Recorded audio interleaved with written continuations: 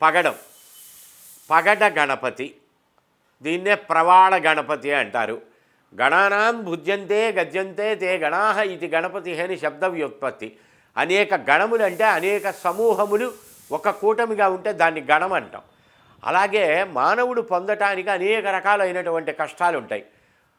భార్య ద్వారా కష్టం, భర్త ద్వారా కష్టం, భర్తకి భార్య, భార్యకి భర్త ద్వారా కష్టాలు, బిడ్డల ద్వారా కష్టాలు, బిడ్డలకి తల్లిదండ్రుల ద్వారా కష్టాలు, అధికారి ద్వారా కష్టాలు, వ్యాపారస్తుడికి భాగస్వామికి మధ్య కష్టాలు, ఉద్యోగస్తుడు మధ్యవర్తి ద్వారా కష్టాలు, అధికారి అనధికారి ద్వారా కష్టాలు, గురుగృహ స్థల సంబంధమైనటువంటి విఘ్నాలు, ఇబ్బందులు, శారీరకపరమైన రోగాలు, అస్తవ్యస్తమైన రుణాలు, ఇలా అనేక రకములైనటువంటి వాటన్నింటినీ ఒక గణం అంటాం.